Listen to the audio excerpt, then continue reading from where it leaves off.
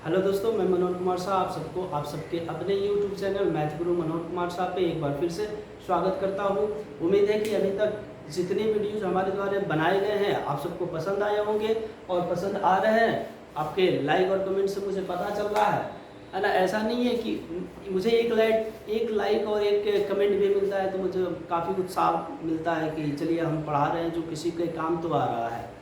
तो चलिए, कुछ ही लोगों के काम आ रहे हैं, कुछ ही लोग रिएक्शन दे रहे हैं, कोई बात नहीं, धीरे धीरे सब लोग पूरा होते जाएंगे। हम पढ़ाना नहीं छोड़ेंगे, आप इग्नोर ज़्यादा देर तक हमें नहीं कर सकते, है ना।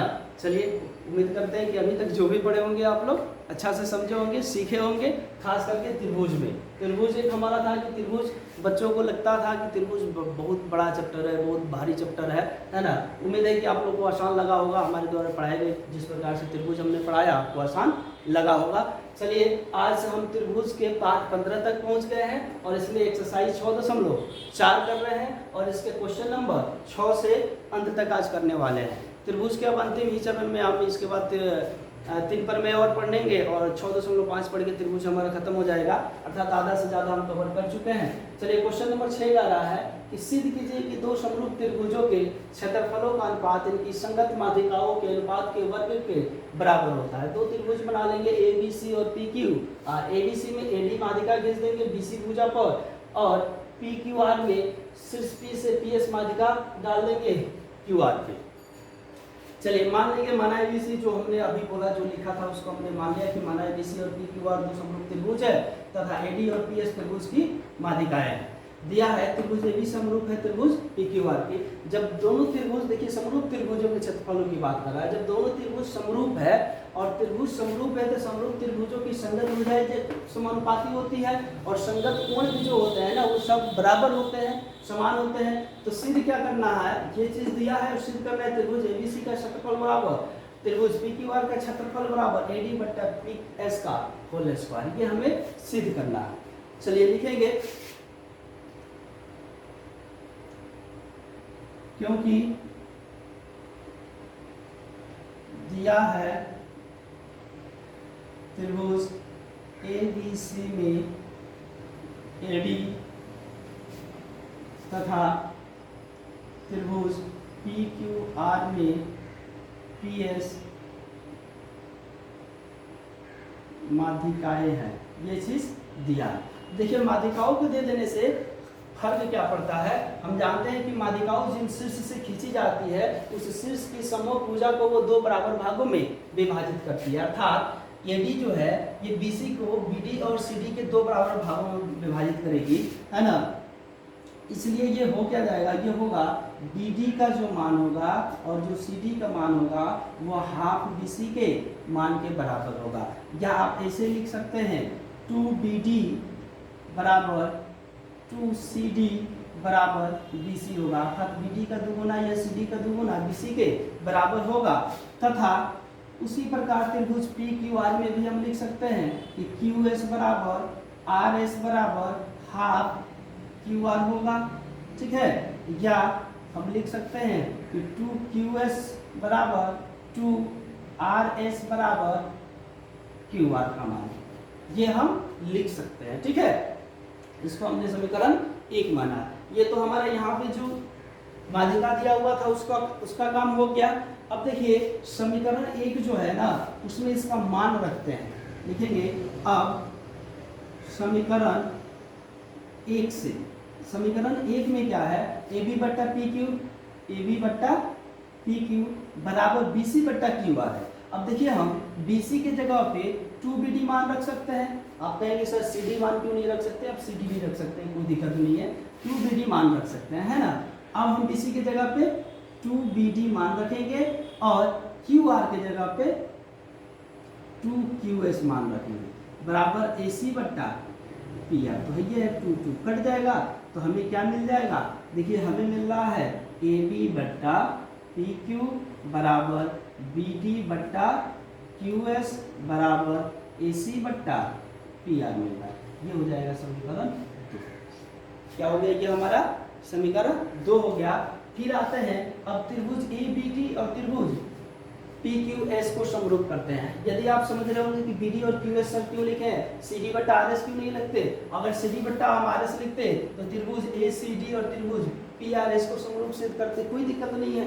ठीक है, अब कुछ भी ले सकते हैं, लिखेंगे अब त्रिभुज ए बी डी एवं त्रिभुज पी क्यू एस में देखते हैं क्या क्या मिल रहा है। देखिए कोण बी कोण क्यू के बराबर, यहाँ पे पहले ही लिख दिया है, कोण बी कोण क्यू के बराबर है, तो लिख देंगे कोण बी बराबर कोण क्यू, क्यू है लिख लेंगे क्योंकि त्रिभुज ए बी सी समरूप है त्रिभुज पी क्यू आर के, और समरूप त्रिभुजों के संगत भाग जो होते हैं बराबर होते हैं, अर्थात संगत कोण बराबर होते हैं और संगत भुजाएं समानुपाती होती है। ये तो आप एकदम से रट्टा मार के जान लीजिए, याद कर लीजिए, समझ लीजिए। कुछ बच्चों का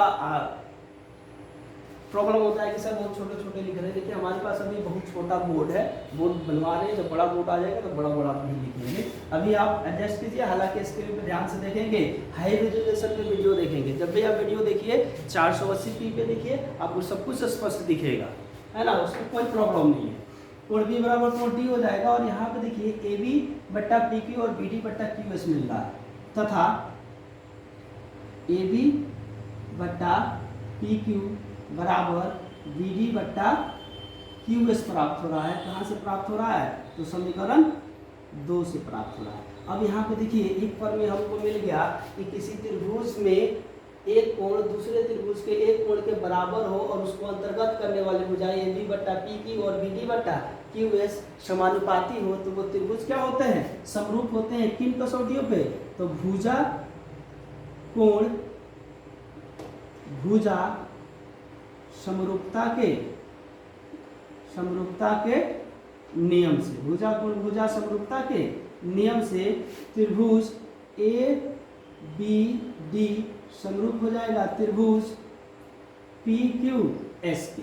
त्रिभुज ए बी डी समरूप हो गया त्रिभुज पी क्यू एस के। और समरूप जो त्रिभुज होते हैं ना, यहाँ पे समझिएगा, जो त्रिभुज समरूप होते हैं उनकी संगत भुजाएं समानुपाती होती है, इसलिए हम यहीं पे लिख सकते हैं। देखिए ए बी बट्टा पी क्यू बराबर बी डी बट्टा क्यू एस बराबर ए डी बट्टा पी एस, है ना। हम त्रिभुज ए बी डी की बात कर रहे हैं, पी क्यू एस की बात कर रहे हैं, तो ए डी पी एस के समानुपाती हो जाएगा। ये समीकरण हो जाएगा हमारा 3।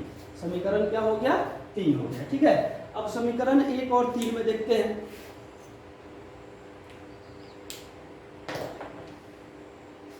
समीकरण 1 और 3 में ध्यान से देखिए, ए बी बट्टा पी क्यू बी सी बट्टा क्यू आर, है ना, ए बी बी डी बट्टा क्यू एस, तो यहाँ पे भी आया है ना। और देखिए ए सी बट्टा पी आर, और यहाँ पे ए सी बट्टा पी आर नाम के ए डी बट्टा पी एस हुआ है, अर्थात ए बी बट्टा पी क्यू इन दोनों भुजाओं की समानुपाती है, ए बी बट्टा पी क्यू इन दोनों भुजाओं के भी समानुपाती होगा। अर्थात हम लिख सकते हैं ए बी बट्टा पी क्यू बराबर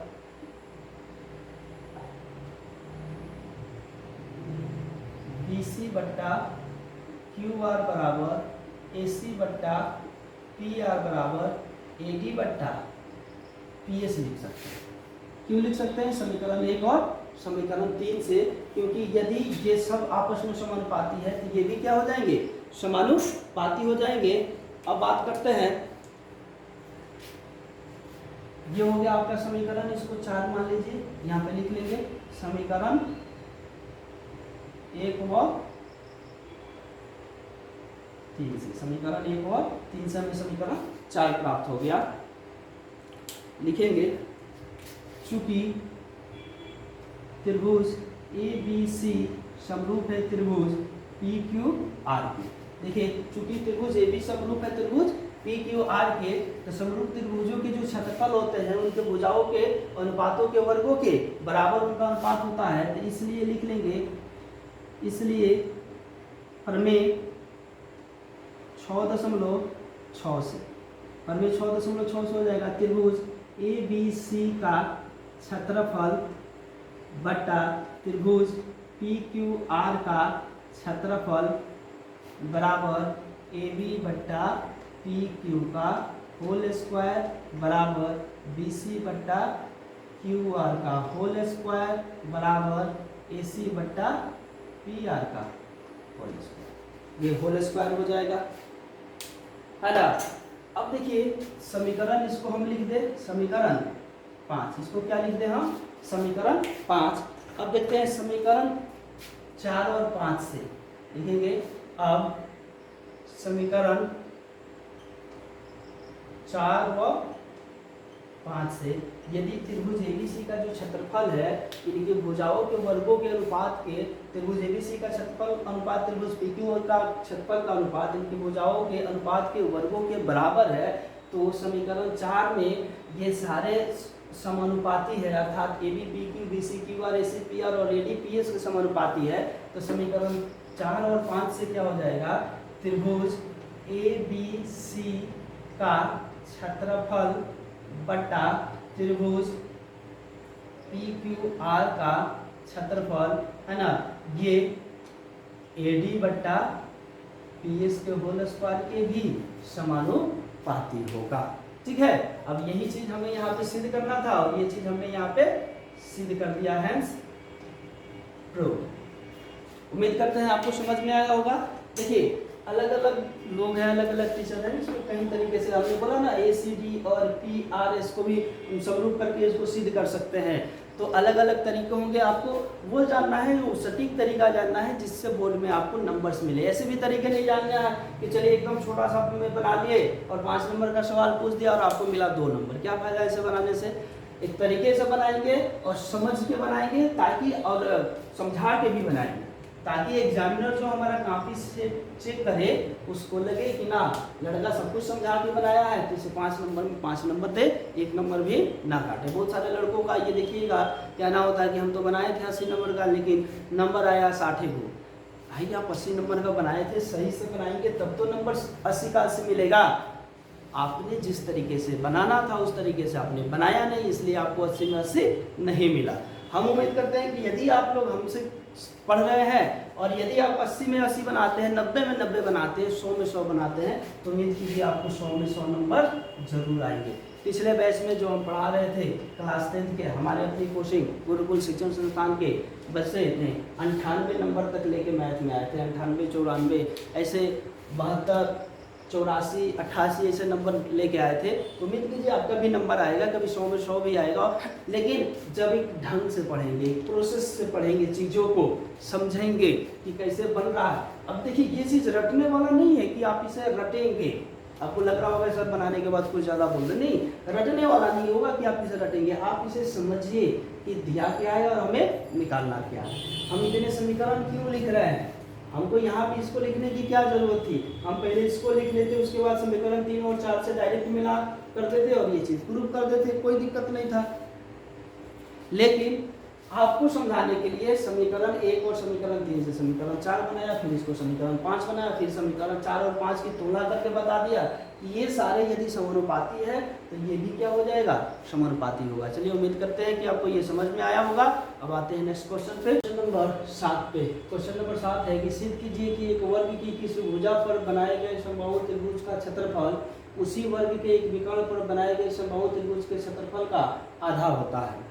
यानी क्वेश्चन क्या कह रहा है कि किसी वर्ग है, आप जानते हैं कि वर्ग की सभी भुजाएं आपस में क्या होती है, बराबर होती है। यानी ऐसा चतुर्भुज जिसकी सभी भुजाएं आपस में बराबर हो और जिसके सभी अंतःकोण 90 डिग्री का हो, उसे वर्ग कहते हैं, है ना। कह रहा है वर्ग की एक भुजा पर, वर्ग की एक भुजा पर यानी इसके माप का एक समबाहु त्रिभुज बनाया गया है, इसी के माप का एक समबाहु त्रिभुज बनाया गया है और इसके एक विकर्ण पे विकर्ण की माप का एक समबाहु त्रिभुज बनाया गया है, जिस चित्र में आपको बनाया गया है। ठीक है, तो कह रहा है तो समबाहु त्रिभुज के क्षेत्रफल का आधा होता है। ये सिद्ध करना है कि विकर्ण पर बनाए गए समबाहु त्रिभुज के क्षेत्रफल का आधा होता है।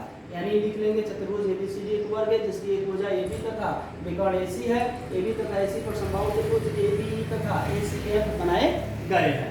अब सिद्ध क्या करना है, त्रिभुज ABE का क्षेत्रफल, त्रिभुज ABE का क्षेत्रफल आधा होगा, त्रिभुज का क्षेत्रफल बराबर होगा त्रिभुज ACF के क्षेत्रफल के आधे का, ये बराबर होगा। ये हमें क्या करना है, सिद्ध करना है। चलिए उत्पत्ति करते हैं। सबसे पहले क्या है उसको लिख लेते हैं। लिखेंगे उत्पत्ति रूप में लिखेंगे वर्ग ABCD की एक भुजा बराबर AB। एक भुजा मान लिए AB है, या एक भुजा की लंबाई AB है ना, इसलिए वर्ग ABCD की CD का ABCD का विकर्ण निकालेंगे। विकर्ण बराबर क्या होता है? विकर्ण बराबर होता है AB रूट अंडर 2। विकर्ण होता है भुजा रूट अंडर 2। किसी भी चतुर्भुज की बात करेंगे, वर्ग की बात करेंगे तो वर्ग का विकर्ण होता है AB रूट अंडर यानी भुजा रूट अंडर 2। ठीक है। और त्रिभुज, समबाहु त्रिभुज का क्षेत्रफल जानते हैं आप क्या होता है? रूट अंडर 3/4 गुने भुजा स्क्वायर। ठीक है। अब आ जाएंगे इसी पर, लिखेंगे अब त्रिभुज ABE समबाहु त्रिभुज लिखेंगे अब समबाहु त्रिभुज ABE, यहाँ पे विकर्ण AC बराबर लिख लेंगे, विकर्ण AC बराबर। ठीक है। समबाहु त्रिभुज ABE का क्षेत्रफल बराबर रूट अंडर 3 इसको थोड़ा बड़ा लिख देते हैं, रूट अंडर 3/4 गुने भुजा स्क्वायर। भुजा स्क्वायर होता है ना। तो ABE का क्षेत्रफल रूट अंडर 3/4 गुने भुजा कितना है? तो भुजा की लंबाई AB है, तो ये AB का स्क्वायर हो जाएगा। ठीक है। तथा समबाहु त्रिभुज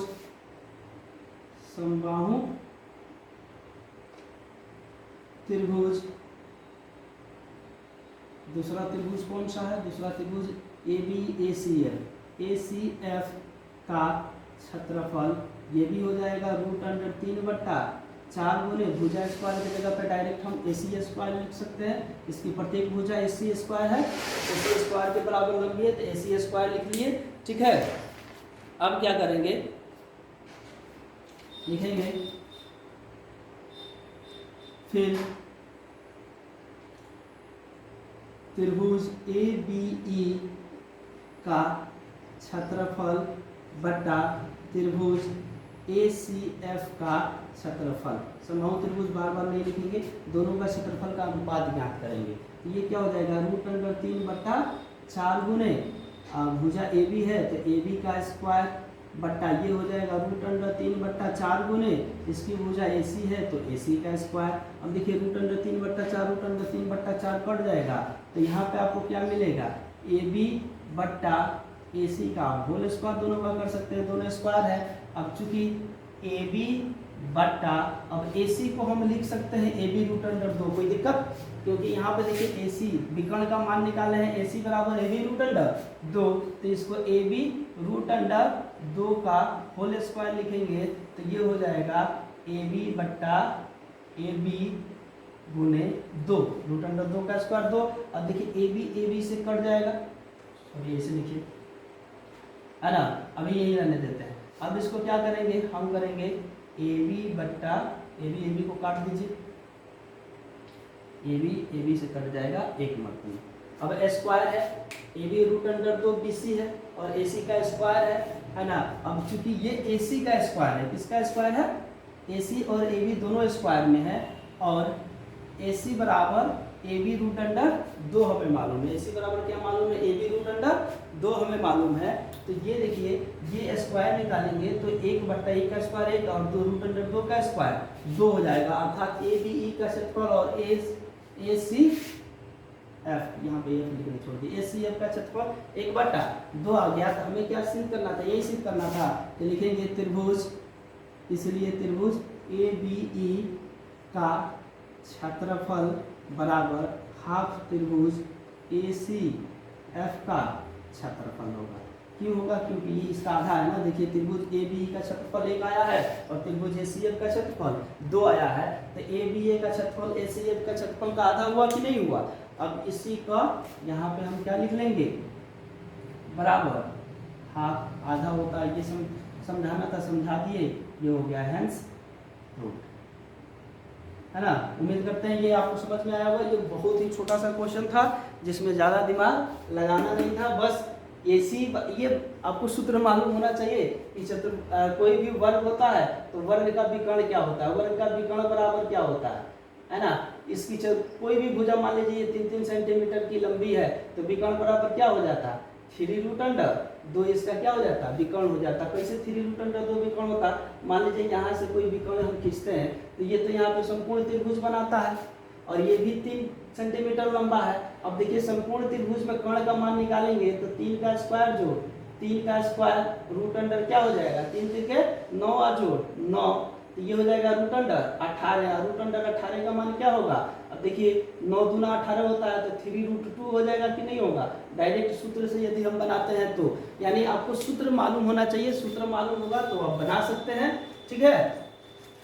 तो सूत्र क्या होता है विकर्ण का, जो भुजा होता है उसका रूट अंडर 2 से उसमें गुना कर देते हैं तो हमें विकर्ण मिल जाता है। अर्थात जो AC है ना, AC का लंबाई क्या हो जाएगा AB रूट अंडर 2, इसकी प्रत्येक भुजा इसी लंबाई की होगी, है ना। इसलिए AC AB स्क्वायर बट्टा AC स्क्वायर, ये त्रिभुज समबाहु त्रिभुज का क्षेत्रफल होता है रूट अंडर 3/4 गुना भुजा स्क्वायर, 3/4 कट गया, AB बट्टा AC आया और AC की जगह पे हमने विकर्ण निकाल रखा था AB रूट अंडर 2 हमने पुट किया, AB कट जाएगा तो 1/√2 का स्क्वायर करेंगे तो 1/√2 का स्क्वायर तो हो जाएगा।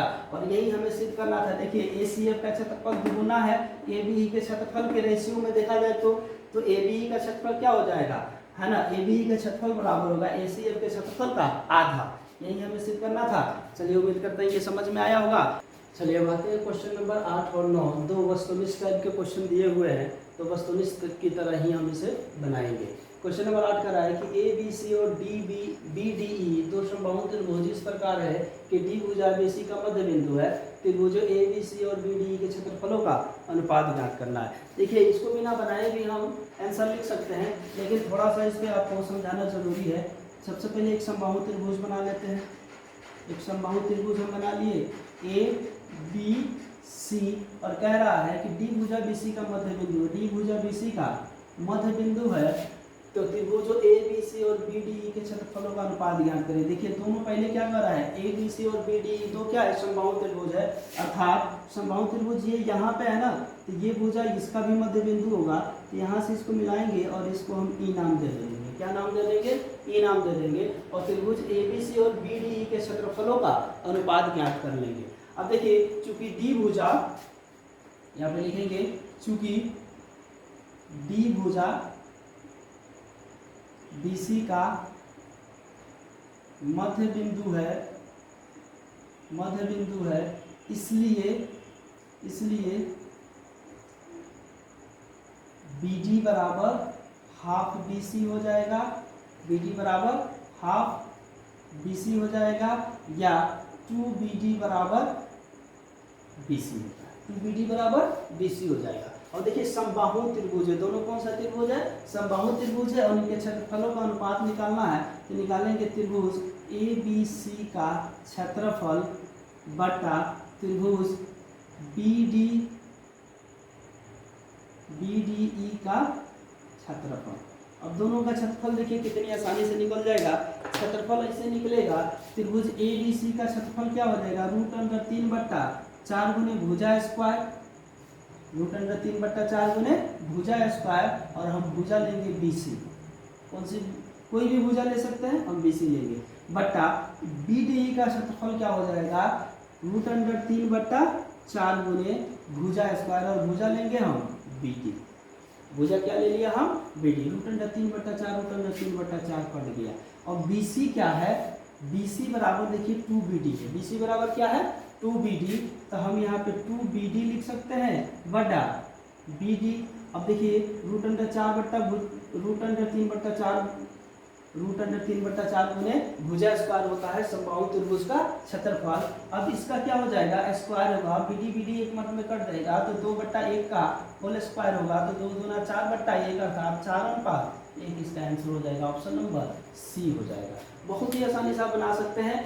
दे दिया है कि चूंकि डी भुजा बीसी का मध्य बिंदु है और डी भुजा बीसी का मध्य बिंदु है, दोनों समबाहु त्रिभुज है, तो इसकी ये वाली भुजा भी इस वाली भुजा के बराबर होगी, अर्थात इसको भी ये बीच में काटेगा। समबाहु त्रिभुज का क्षेत्रफल होता है √3/4 गुने भुजा स्क्वायर। हम कोई भी भुजा, चूंकि इससे रिलेशन बनाना था तो इस वाले भुजा को हमने ले लिया।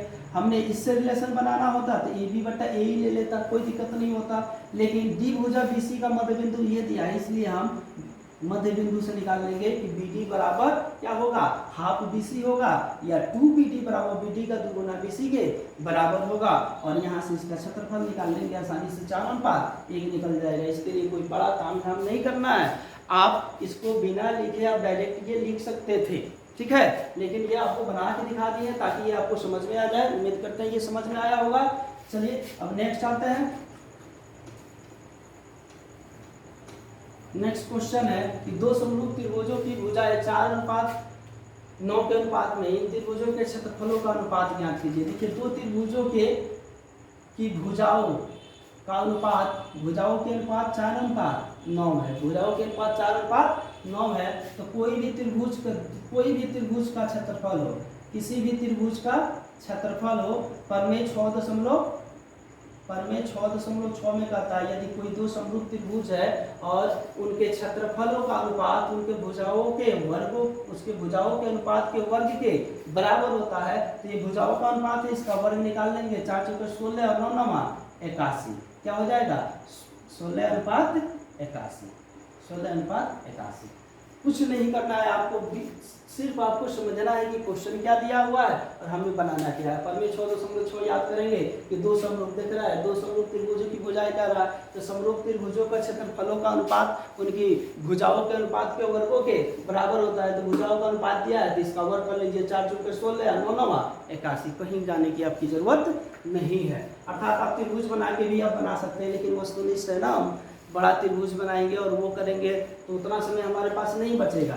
100 को क्वेश्चन वस्तुनिष्ठ को देगा जिसमें 50 को बनाना होगा। आपको समझिए क्या करना है, 100 क्वेश्चन में 50 बनाना है और समय आपको 3 घंटा 15 मिनट का देता है, 15 मिनट आपको भरने बोलने में चला जाता है, अर्थात 1.5 घंटा में ये 50 नंबर बनाइएगा, 1.5 घंटा में अगला 50 नंबर जो थ्योरेटिकल होगा उसका आंसर दीजिएगा। अब देखिए 1.5 घंटा में 50 क्वेश्चन, आपको 100 क्वेश्चन देखना है, 50 क्वेश्चन नहीं बनाना है, 100 क्वेश्चन देखना है, उसमें जो आसान लगता है उसको बनाना है, क्योंकि नंबर तो सब पे एक ही मिलने वाला है, तो जो आसान जो कंफर्टेबल है वो क्वेश्चन बनाएंगे, अर्थात 100 क्वेश्चन हमको पढ़ना पड़ेगा। अर्थात देखिए 90 मिनट में आपको 100 क्वेश्चन पढ़ना भी है, उसका आंसर भी देना है, तो वस्तुनिष्ठ को वस्तुनिष्ठ की तरह ही बनाएंगे, तब जाके हम ये आसानी से 50 क्वेश्चन सही कर पाएंगे। नहीं तो हड़बड़ा के बच्चा सब गलती कर देता है, वस्तुनिष्ठ में नंबर पड़ जाता है। अब थ्योरेटिकल पूरा सही बना लीजिएगा, 50 को वस्तुनिष्ठ में को गलती हो गया तो 99 नंबर पर आ जाइएगा।